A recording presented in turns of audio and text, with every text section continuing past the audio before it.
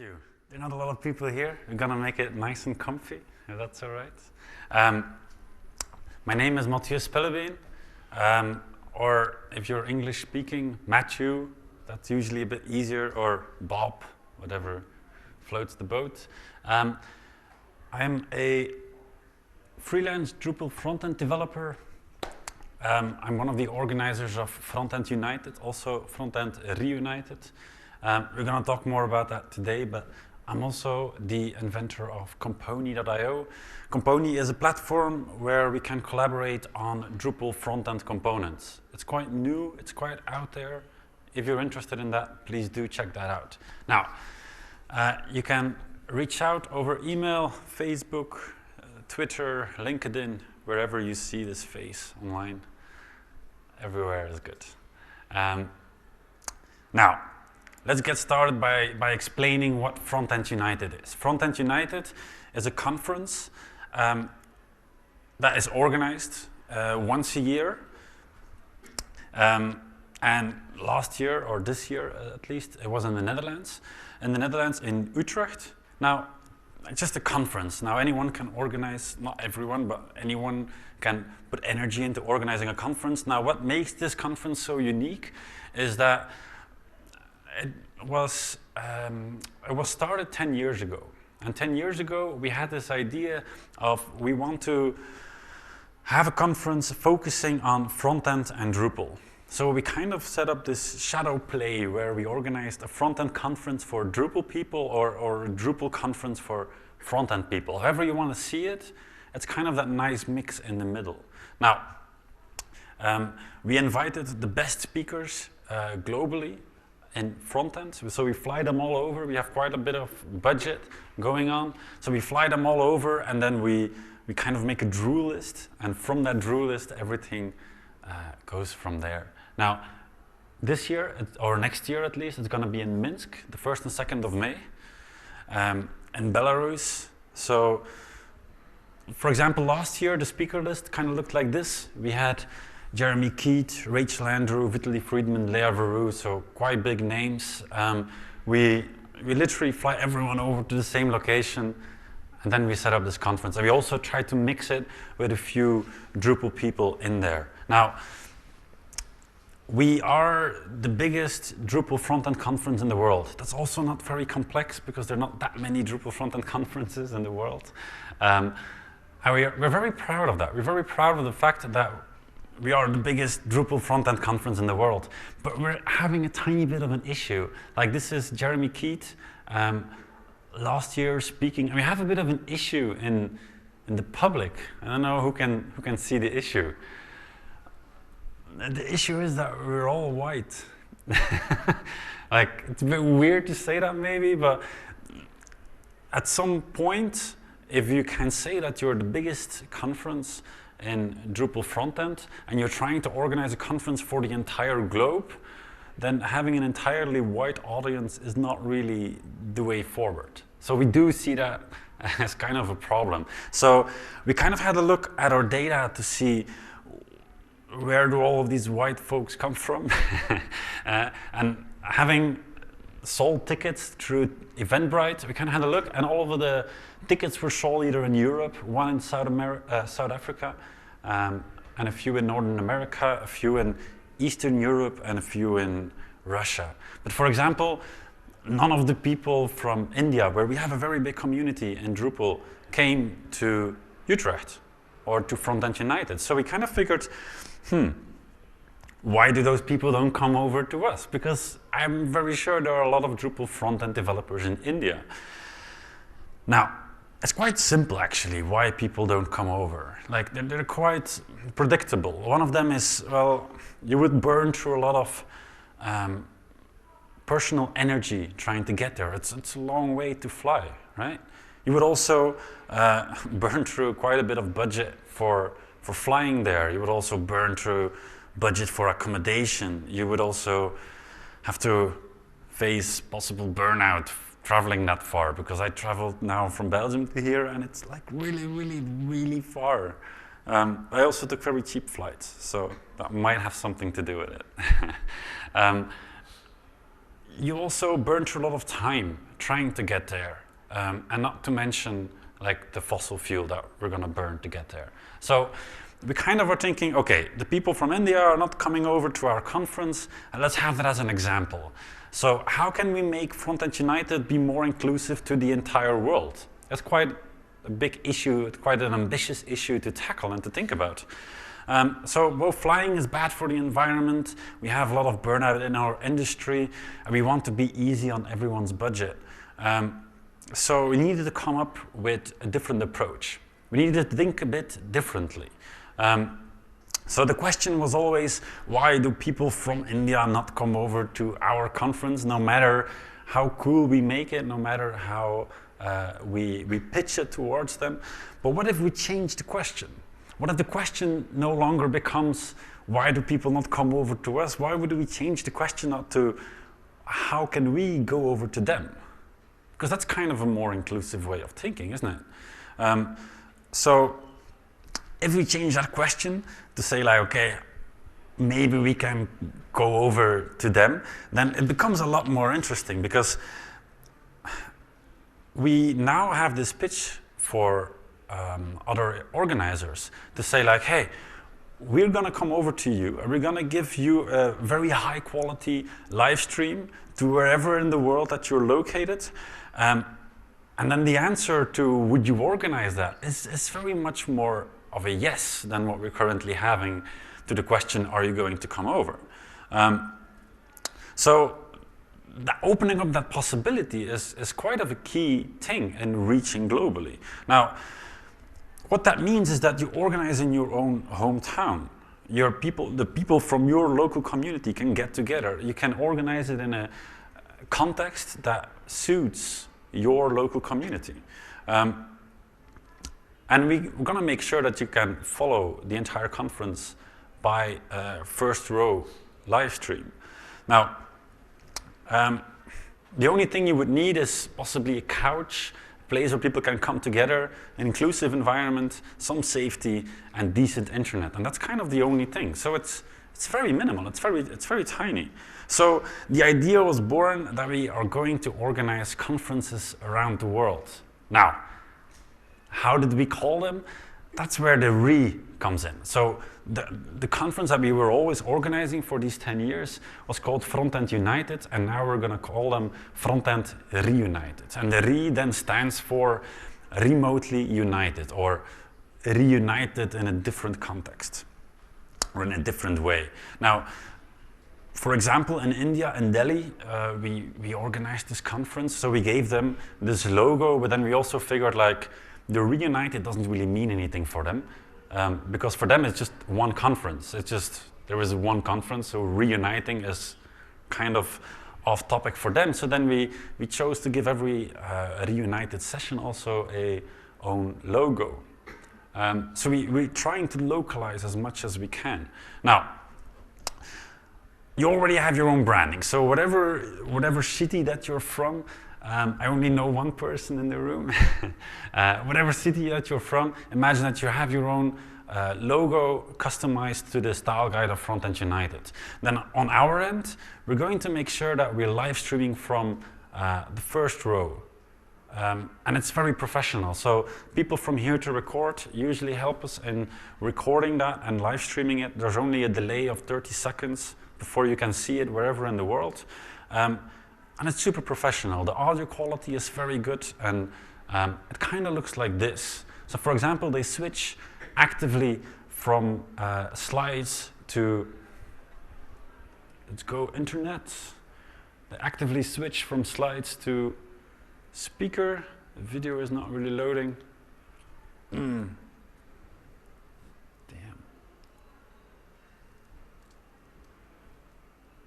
Let's try that again. Oh, now it goes. There we go. So they have a close-up, they have a far-away view, they also focus back on the slides. So this is, for example, the small room, and then this is the slides of the big room where Vitaly Friedman was talking. So you kind of have a look at the audience, you have a camera that follows around the speaker. So what I always feel like is that people looking at the live stream usually have a better experience than people sitting in the actual audience from our conference, because you kind of can see the facial expressions no matter from where you're sitting. But then, so let's summarize. Let's say that we're going to organize a conference in your hometown with a very close-up live stream, then it would still feel like a faraway experience, right? So therefore, we kind of felt like, no, we want to have everyone be able to participate. It doesn't mean if you're far away that you shouldn't be able to participate.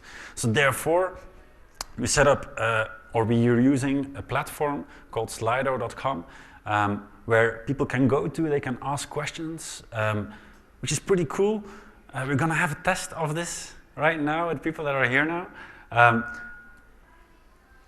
So if you now go to, on your phones, to Slido.com, and you fill in the hash frontend, and you ask me a question, any question, you're going to see it appear, hopefully. And now come some awkward seconds before people are able to do this. Now the cool thing is people can upvote questions. And the other cool thing is, according to Slido, which is obviously a sales pitch, testing, yes, thank you. According to Slido, you kind of are making people participate 3 times more than at a normal conference. If you ask people to ask questions live, 2 out of 3 people won't dare to ask questions. So again, it's not really inclusive for people that are not comfortable with public speaking or asking public questions. Yes, it is very cool, indeed. Now, use this platform also if you want to ask questions, so people can upvote other people's questions. We're going to have a look at this view again at the end of this presentation. The cool bit is, if you then imagine we're using this platform for all of these live stream events, the question is then asked on the platform, the questions are shown in the exact same way like I'm showing them here, and then an MC goes on stage and then asks the questions on the live stream. So you kind of have a look at what questions are going to be asked, because it's usually the most upvoted ones.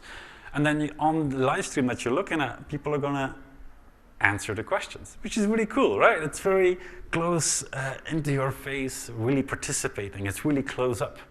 Now, again, a summary.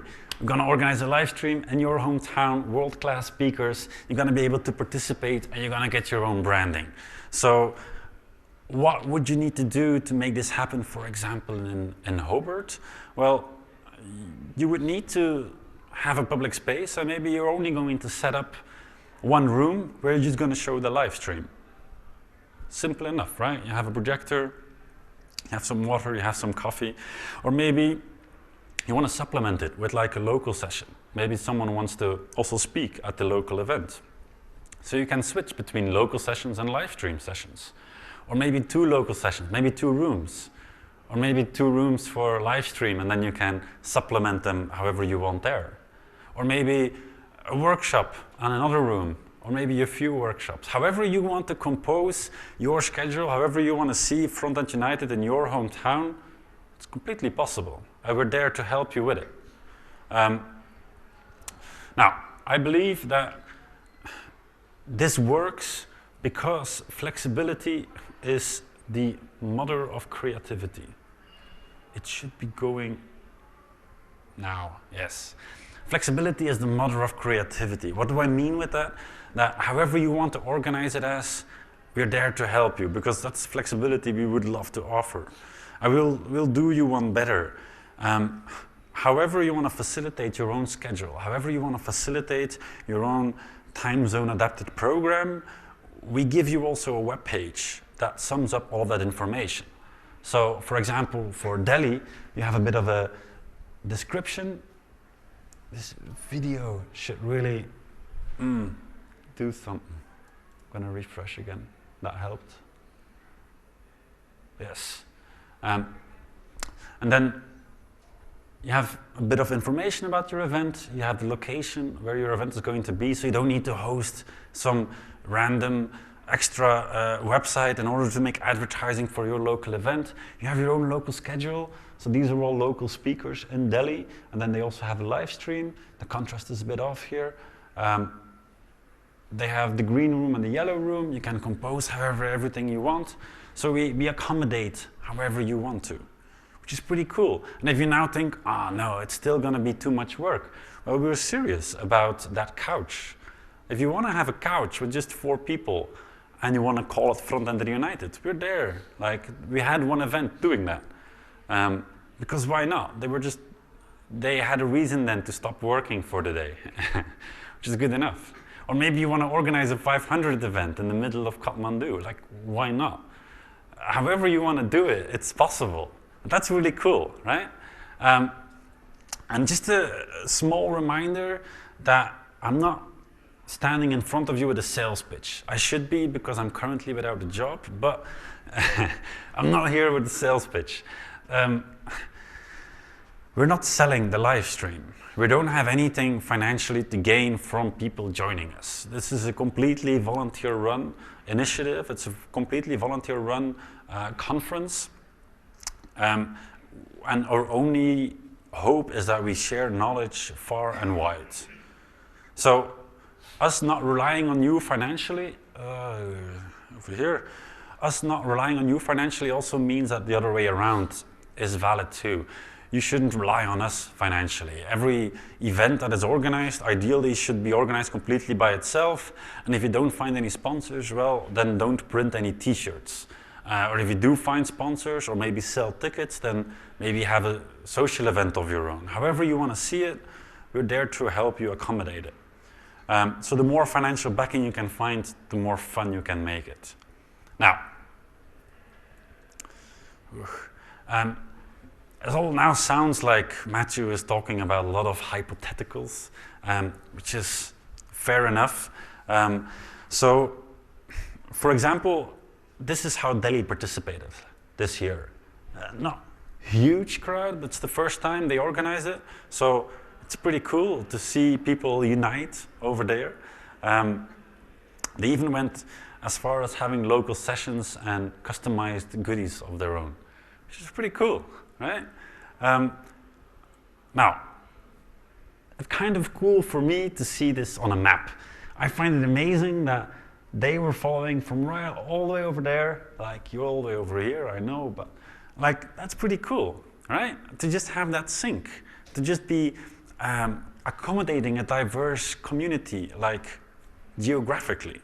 Now, the cool thing is that it wasn't only Delhi. In total last year, we had like 15 locations, organizing all of them Frontend Re United events.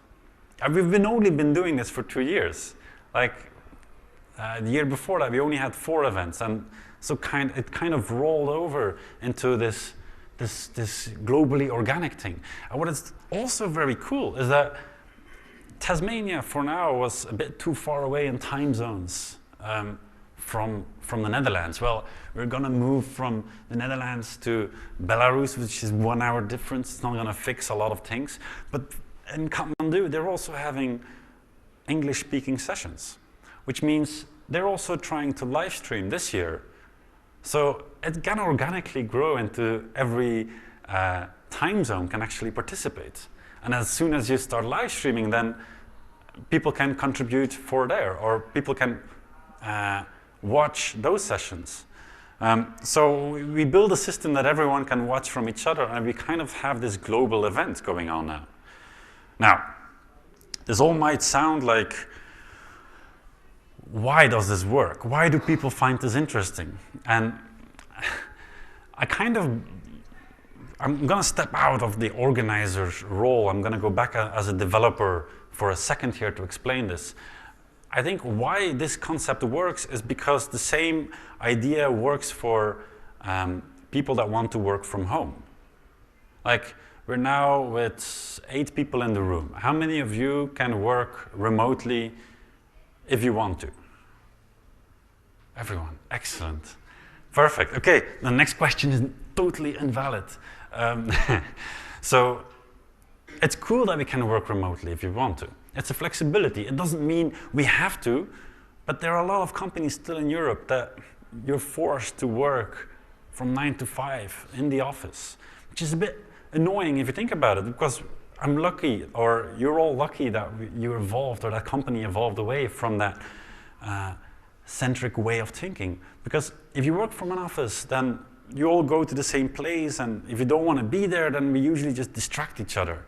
We're first stuck in traffic in order to get there, and then we distract each other a bit more. So it's a bit counterintuitive. And the only advantage of working in the office, if you filter out communication issues that you might have, is that the boss can see you working. It's the only real advantage. The only reason why companies don't want you to work from home is that third one. Is because the boss won't see you work, and therefore he or she won't realize that you're actually working. They won't trust you. Now, if we compare this to being able to work from home, then I read a study. Obviously, if you're looking for data, you're always going to find data backing up whatever you want to tell. So 91%, according to that study, 91% of people are more likely to be more productive.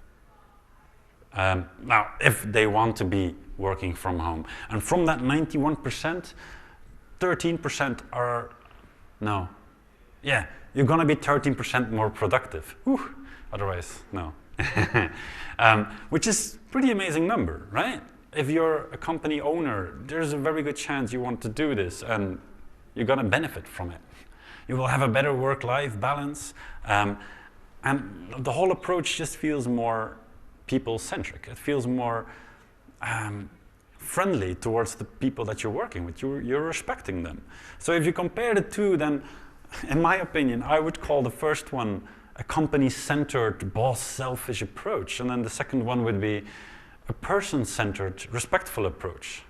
Now, I'm very glad you all showed your hands, otherwise this would be a very difficult slide to explain. Now, why do I compare this with remote working and working in the office? Because it's exactly the same thing for conference organizing, we found. Like, if we organize a conference in one location, which is, by the way, very normal, this is not like to give anyone slack, which is very normal to organize a conference in one location, then you're kind of expecting every attendee to spend money and time and energy trying to get to the location that you chose to organize in. Again, very normal, but if you then see it next to a conference that is split up over different locations, the same benefits kind of apply. If you don't use Slido as a platform, then only 1 in 3 people will be confident enough to ask questions. And the only benefit of this whole setup is that so the organizer can see that you're actually attending. That's the only benefit, if you think about it. Now, if you compare it to splitting it up over different locations, then you respect everyone's time and energy and budget. And you also can say that anyone can ask questions from whatever location that you're in. The only downside of it is that the organizers are going to have to get over themselves that they can't see you attending, which was a bit weird actually for me. Like, you only see photos coming from African events like a week later.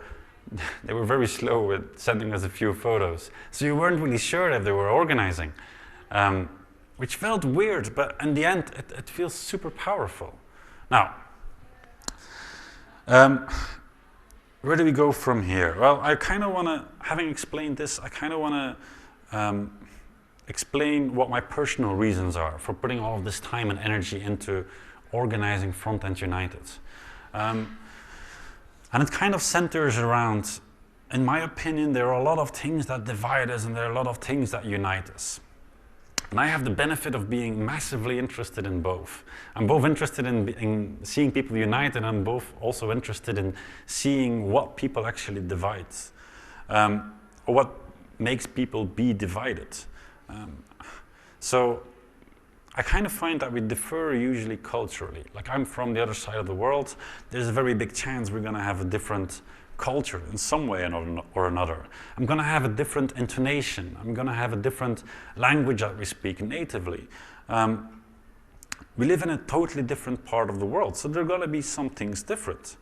So those are the differences that I guess divide us in some ways. But then in everyday life, next to having all of those differences, we also have a bigger idea that unites us, and that is the web, that's Drupal, that's the reason that we're here. And for me, I think the web is an amazing thing. For me, the web is amazing because no matter what skin color that you have, you do your layout with CSS or tables, I guess, but usually CSS. No matter what religion that you practice, you're gonna like HTML if you like the web. There are no cultural differences in how we implement JavaScript frameworks. Like, I found it usually daunting or scary to talk to people from a different religion a few years ago, because I wasn't very accustomed to talking with people that didn't have the same religion as I did. Yet when we speak about CSS, all of a sudden all of those boundaries disappear, which I find really cool, which I find a perfect gateway into uniting people in a different way. Now, for me, this means that I became the diversity lead for Frontend United. We blogged about it quite a bit, very long blog posts too. And being the diversity lead, for me, diversity means accepting difference. And I think it's a very valid label to use, because if you organize in a global context, a lot of things become very complex, very fast, because you're literally combining cultures together over the same label and over the same context, over the same content. Now, it's a very easy way to organize if you want to stay clear of the gray zone of diversity. It's super easy. You just simply don't think about it. It's amazingly easy. We've done that for a long time, but now we're slowly growing into facing it head on. Because we kind of realized that if you are an organizer of an event, or if you are a public speaker, and especially if you're organizing Frontend United, which is globally, you put yourself in a position of power. You put yourself in a position of privilege where you can reach other people. If you don't use that privilege if you use that privilege to stand spineless in the shadow of political correctness, I'm going to call you stiff. Because that's literally what it is. If you only use that power to literally just ignore the entire problematic scene, then what are we actually doing, and who are we doing it for? Now, we're all sheltered off of inequalities in our daily lives. So for me, the main thing was educating ourselves and the organizers that we were organizing with about which inequalities that we're not aware of.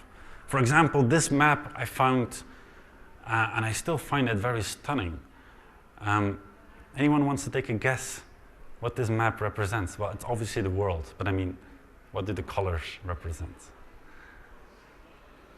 I find it crazy. So the parts in brown shows all the countries where it's still legal to discriminate based on sexual orientation or gender identity. That's nuts. Like, that's crazy. I'm super glad Australia is not part of it, or majority of Europe is not part of it. But that's crazy, isn't it? If you think about how many countries, like there are 195 countries in the world. I Googled that before I wanted to ask this question. I don't know all of them, obviously. If you take a guess, if you have to say a number of how many countries where there is a jail time on being lesbian or gay. Anyone? Have a guess. Go on. 150, where there's a jail time. Okay. Wow. I guessed way lower than that. No, it's actually 73, which I find already an astonishing high number. 5 out of them, no, 5 more actually give you the death sentence for being gay, which is crazy, like in many ways. Like, we also organize in Rwanda, where it's illegal to be gay. Not that you could fix that, but they claim, the Rwandan government claims that there are no gay people in the country. Well, yeah, obviously, if it's illegal, then no one's going to say that they're going to be gay. So a lot of questions arise from that. A lot of questions arise from trying to organize a conference and trying to prevent cross-culture conflict. For example, is it okay to broadcast a gay speaker into Rwanda? And if so, how do we tackle that? So there's a lot of complexity that arrives. Now, I find it amazingly interesting. So if you do too, then ask me that question in Slido. So let's cover some really successful events that happened and the people that were behind them. So one of them is Tsega. He said that he was already very active in the community. He thought he knew everyone that does Drupal, but he met a lot of people from a younger generation. So that was crazy for him. And he's living in Ethiopia, in the capital Addis Ababa. And the event looked like this for him, very low key. This is one of the rooms. They were looking at a live stream from Rachel Andrew. I find that pretty wild, to fathom that a part of me made this happen, or a part of my energy made this happen. The same thing goes for India and Delhi. This is Shadab. He organized the majority of the event there. He said that everyone was super excited to network and level up their skills. And I looked a bit like this, which is also, again, amazing to see, because we only see this afterwards, after it happened. This is Sagat and Catalin. Now, Catalin is also now part of the organizing team of Frontend United. He's living in Romania, funny fact. That's 4,000 kilometers away from Kathmandu. He just knew one person in Kathmandu and he figured, oh, I would love to organize a conference there. And it turned out to be the biggest conference ever in Kathmandu to this date, which is crazy if you think about it. It looked a bit like this. Like they were doing a live stream. This is only one of the rooms. It's amazing to see this happen. Now, another one, Isabella and Ivan from Colombia, Cali. They say that a lot of people came from out of town, and got involved and got their questions answered. And they also recorded their sessions, and they're also looking into live streaming their sessions. But this is going to be in Spanish, so we're going to have 4 Spanish sessions, yeah, which is going to be amazing. Like, this is how we want to see the conference organically grow. So that looks like this. Pretty big too. This is Nevena and Miroslav, organized in Niš. They had 4 local workshops, 5 social events, which is a lot. 120 attendees. And next year, they want to ask for a ticket price just because they want to donate that money to charity, because now they didn't do anything for charity. Like, you can't make this up. Like, that's Alexander. He is one of the, he is the person that made all the localized logos for each remote event. And in purple, that person's Mirjana, and she's kind of the global coordinator, coordinating all of these global events together. A few more. Mark from Rwanda, amazing person. He organized it for the very first time. No, for the second time in Rwanda, but it was his first time to organize it. They had local MCs that were summarizing the content, because there was a bit of a language barrier there, because the speed at which the speakers were speaking wasn't slow enough for them to catch up with all the content that was being said. Something really cool, the person that was organizing this, Mark, he actually funded parts of this himself from his own pocket, because the sponsors fell through. And then afterwards we go like, okay, we're gonna reimburse you that money, because we don't want you to actually lose money organizing. So we have a bit of a buffer to help, but ideally it's a bit different. Frank, an amazing person. I highly recommend reading this. It's written in the most Burkina Faso way possible. He's from Ouagadougou, and he said, for us in Burkina Faso, Frontend Re United was like a warning bell that told us, hey, wake up. The world is changing with the pace of technology. And he said, like, we're awake now, and we don't want to sleep again. We are awake and we're hungry. Hungry for knowledge, hungry for technology. And at the bottom of the blog post, he actually added his own phone number, which I go, no, you can't do this. It's not how the web works. It looked like this. He even got the ICT minister over to have a session of her own, which is crazy, if you ask me. And if you think like, oh, it's pretty cool, well, your name could be on this too. No place is now too far, or no location, no context, no concept is too weird. However you're thinking of participating in this, you could make an impact with your local community, or you can set up a local community. The conference, you should really look at the conference not as something divine, not as something that's like super crazy, that has a very fixed concept. The conference, and everyone that's organizing this, we really see the conference as a tool, and it's only a tool. And the tool is only there to connect people with each other. And the tool is only as good as the people that use it. I always say that Frontend United and Frontend Re United is merely the sum of all the organizers involved, the sum of all the volunteers involved.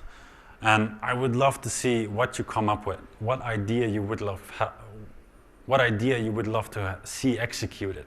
Whatever idea you have, you lead and we follow.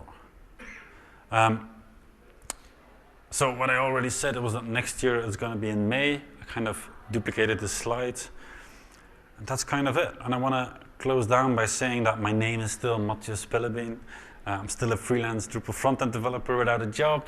If you want to get involved in any way, go check out frontendunited.org/get involved. Loads of ways to get involved as a volunteer, as an organizer. And if you think this idea is pretty ambitious, you've seen nothing yet. Tomorrow morning I'm giving a session on Compony, and all of this dwarfs almost in comparison in terms of tunnel vision and ambition. So Compony, very shortly, an open source tooling workflow for Drupal frontend developers, a brand new platform, the equivalent of Drupal.org, but for Drupal frontend developers. And that's kind of it, that's Compony. So thank you very much for giving me the privilege to talk to you and giving me your attention. So let's see what the questions are. How does this work for the time zones? Oh, you can raise your hand if you want to. Is the name next to it? Oh yeah, Federico. So how does this work for the time zones? Well, it's very interesting actually. For example, in Chicago, in Northern America, in the States, they only had content for their mornings. So they only had a session, wait, is that right? I have to say it correctly. Yeah. They only had a session in their mornings, and then they had a few sessions of their own in the afternoon. In terms of where we are located now, around Australia, then it would only work if you hosted in the evening. So maybe you would have Frontend United evenings, like get-togethers, like a short meetup, which would be pretty cool. Time zones also work in a way that if we live stream something at 8 o'clock in our 8 o'clock a.m. Or 8 a.m. for us, then the site calculates when that live stream event will happen in the location that you chosen for your Reunited event. But there's also a different idea there. So we have 3 different types of sessions that you could host. You could have local sessions, for example in Hobart. You could have a live stream session, which is also already explained, but you also could have a recording of a live stream session. So as soon as the live stream session is done, you can also see that recording. The only question then is, well, the only limitation then is that you can't ask questions because that person already left the stage. If that answers your question. Another question is, how would we approach this for DrupalCon? Well, we kind of already see this as a working way for DrupalCon. If you look at DrupalCon, why it doesn't work in Europe, they, I believe, have a few 100,000 under zero every time they organize in Europe, and they're in the plus every time they organize it in the States. And it's very simple. Why? In the States, you have one market. It's a ginormous market where you can find sponsors, and then it's not weird to sponsor an event that's across from the States. In Europe, it's a bit different. If DrupalCon is held in the Netherlands, like it was this year, then no company from Belarus would ever sponsor that, because it's like 2 countries over. Like, they don't have a market in the Netherlands. So they always fall short of funds for DrupalCon. And in this way, yes, it would work for DrupalCon. It would work way better than our current setup. I don't see how this wouldn't work for any conference, actually. The only limitation you should have is that you have to limit the visibility of your live stream links. You can only show the live stream URL to the organizers. Otherwise, you risk that people would just sit on their couch at home and just watch the live stream and don't actually connect. And that's something we actively go against. We don't want people, yes, we are for diversity, and if you send us a reason why you don't want to go to a conference, then we will still send you the link, but the default is that people should get together and have this social contact.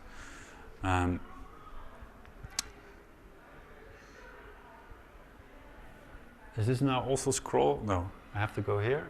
There we go. Yes, so how cool is this? Very cool. Are the videos online after the conference? Yes. We have the videos already after a week, normally, maybe sometimes a few weeks. But the videos are online for everyone to watch. We even also caption them, so we are working together with the company rev.com. I believe they're based in India, where we caption all the videos, so they're also better for search engine optimization and for people being impaired, for example. Which bits are implemented in Drupal? It's the last question. I'm not sure who asked that question, or yes, what bits do you mean? Like the website that you yeah. Google that, and how do you stream video? Is that going through the Drupal site? Live streaming happens purely on YouTube, because that was a bit too risky to build that for ourselves. But the website and everyone's page is completely built with Drupal 8. So each, for example, you have a bunch of roles for Re United organizers, so they can go into their own editing of their own page. They can also add speakers of themselves. They can then check the box if it's a remote speaker, so it doesn't show up on our page. Same thing goes for sponsors. Same thing goes for everything, really. So yeah, that's completely built in Drupal. So I guess that's it. Thank you very much.